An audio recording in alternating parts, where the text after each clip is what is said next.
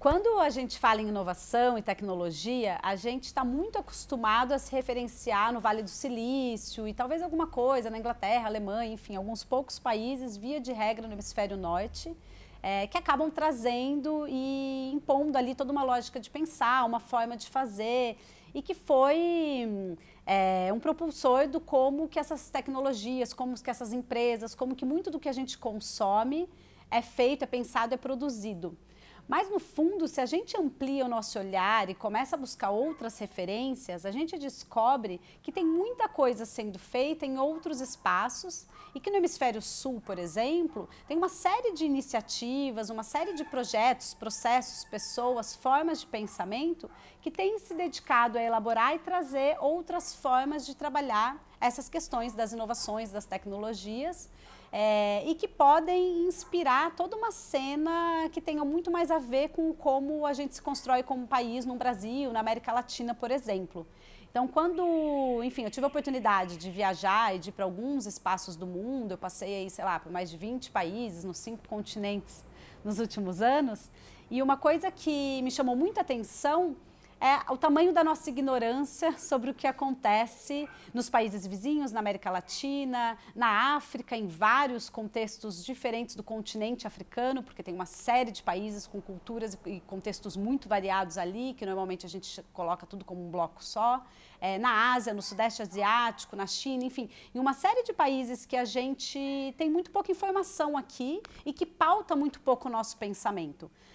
A cena de Nairobi, por exemplo, que é a capital do Quênia, um país no leste asiático, ela é super promissora, ela pauta e está em diálogo, ela pauta muita coisa no continente africano, ela está em diálogo com muita coisa, inclusive no próprio Vale do Silício, não à toa muitas das grandes empresas, das gigantes de tecnologia mantêm espaços e pessoas e mão de obra nesse país em específico, porque ela acabou virando um grande celeiro de inovação e uma inovação que tem um olhar um pouco mais social, porque acaba que você está num contexto que você não consegue ignorar tão facilmente os reais problemas da sociedade, assim. Quando a gente está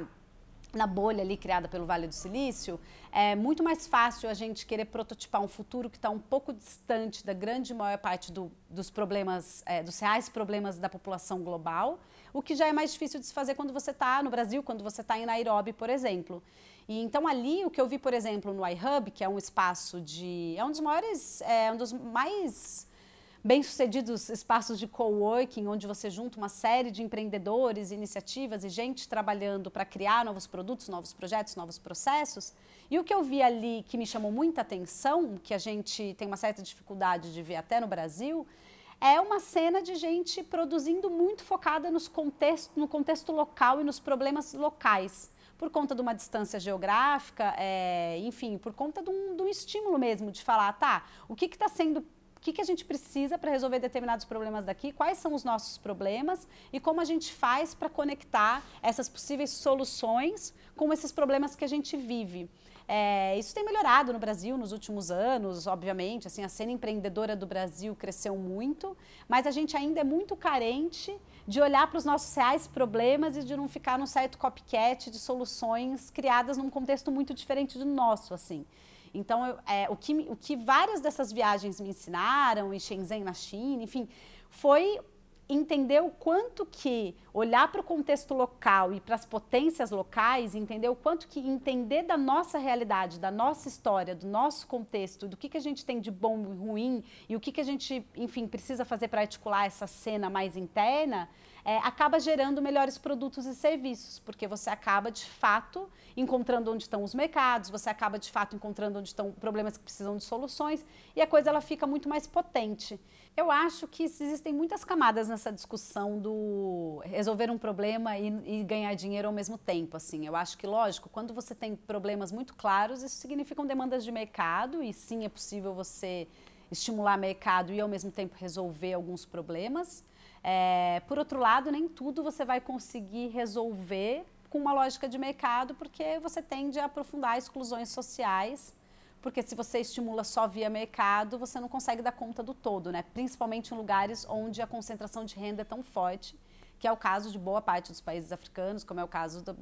dos países da América Latina. Então, assim, quando você vem de realidades tão desequilibradas, É muito difícil você conseguir resolver os reais problemas só pela lógica do mercado. O que não significa que você não possa resolver problemas pela lógica do mercado. Talvez você tenha que ter uma junção de players variados para tentar entender como é que você lida com todas as camadas, né? Acho que esse tipo de lógica está cada vez mais clara para muita gente no mundo inteiro e cada vez mais tem sido bem-vindo. Como é que você faz para cobrar de quem pode, para não ter que cobrar de quem não pode? Como é que você faz para que certos negócios estimulem determinadas políticas públicas urgentes e necessárias? Então, eu acho que, para mim, assim, a forma de pensar que eu acho mais interessante